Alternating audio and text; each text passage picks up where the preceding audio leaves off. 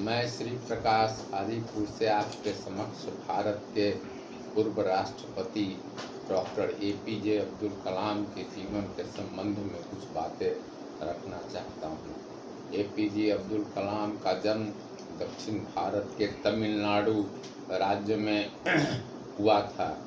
उनके पिता नौका चलाने का काम करते थे। उनका बचपन रामेश्वरम में व्यतीत हुआ। उनका परिवार बहुत ही निर्धन था, जिसके फलस्वरूप उन्हें कम ही आयु में कमाने के लिए बाहर निकलना पड़ा। उन्होंने प्रारंभिक शिक्षा अपने पास के ही विद्यालय में प्राप्त की। उसके बाद उच्च शिक्षा के लिए वे मद्रास गए और भौतिकी से उन्होंने स्नातक की शिक्षा प्राप्त की और बाद में मद्रास से उन्होंने इंजीनियरिंग स्पेस में इंजीनियरिंग की शिक्षा प्राप्त की। इसके बाद APJ अब्दुल कलाम को DRDO में नियुक्त किया गया और उन्होंने अनुसंधान का कार्य करना शुरू किया। उन्होंने अनेक वैज्ञानिक खोज भी किया। विक्रम साराभाई के साथ उन्होंने कार्य करते हुए वैज्ञानिक क्षेत्र में भारत के लिए अनेक शोध किए। 1974 में जो पहला पोखरण परीक्षण पूर्व प्रधानमंत्री इंदिरा गांधी के कार्यकाल में हुआ था, उस परीक्षण के समय भी वे पोखरण में मौजूद थे। बाद में APJ अब्दुल कलाम को भारत सरकार ने अंतरिक्ष अनुसंधान क्षेत्र में स्थानांतरित कर दिया और वहाँ उन्होंने इसरो में अनेक कार्य किए। भारत की मिसाइल क्षमता को बढ़ाने में APJ अब्दुल कलाम का महत्वपूर्ण योगदान है। उनके प्रयास से भारत ने पृथ्वी, नाग, धनुष एवं अग्नि मिसाइल का निर्माण किया, जिसके कारण मिसाइल के क्षेत्र में भारत की स्थिति काफ़ी सुदृढ़ हो गई और भारत को भी मिसाइल के क्षेत्र में एक महत्वपूर्ण शक्ति के रूप में देखा जाने लगा। भारत ने अग्नि 1-2 मिसाइल का परीक्षण सफलतापूर्वक किया। पृथ्वी मिसाइल का भी अनेक बार परीक्षण किया गया। इस प्रकार भारत के पास परमाणु शस्त्र ले जाने वाला मिसाइल मौजूद है।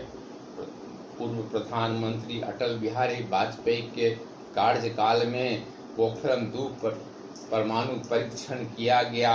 उस परीक्षण का श्रेय भी APJ अब्दुल कलाम को जाता है। APJ अब्दुल कलाम भारत के प्रधानमंत्री के वैज्ञानिक सलाहकार भी बने और इस पद पर उन्होंने योग्यता पूर्वक कार्य किया। बाद में 2002 ईस्वी में उन्हें भारत का राष्ट्रपति निर्वाचित किया गया और 5 वर्षों तक उन्होंने राष्ट्रपति के कार्य को सफलतापूर्वक निर्वहन किया। वे जनता के राष्ट्रपति थे।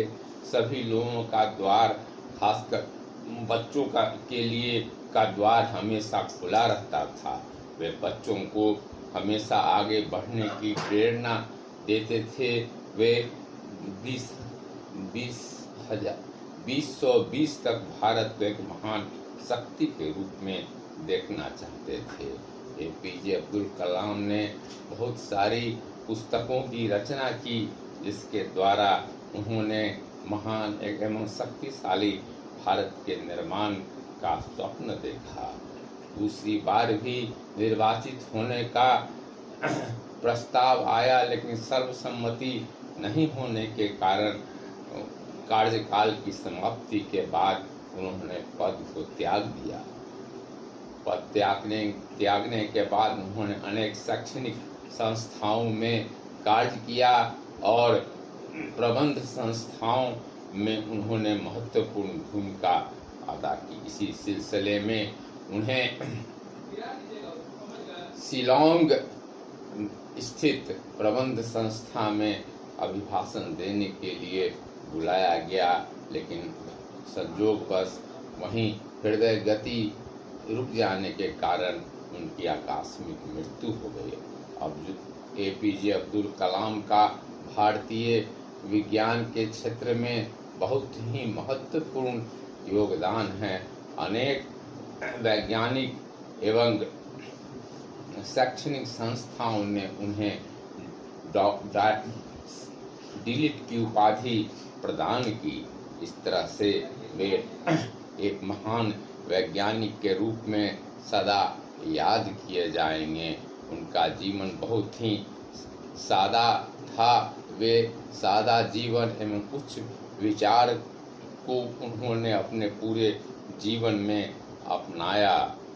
एपीजे अब्दुल कलाम सभी धर्मों के प्रति आदर का भाव रखते थे और सभी धर्मों का सम्मान करते थे।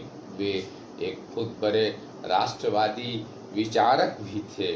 उनके मन में थोड़ी सी भी संकीर्णता की भावना नहीं थी। वे उच्च विचार से जीवन व्यतीत करने वाले महापुरुष थे। उन्हें भारत के लोग सदा याद करते रहेंगे और भारत के वैज्ञानिक शोध का जब भी समय आएगा, वैज्ञानिक शोध के लिए जब भी कार्य किए जाएंगे, एपीजे अब्दुल कलाम को लोग निश्चित रूप से याद करेंगे और लोगों को वैज्ञानिक क्षेत्र में मार्गदर्शन प्रदान करते रहेंगे।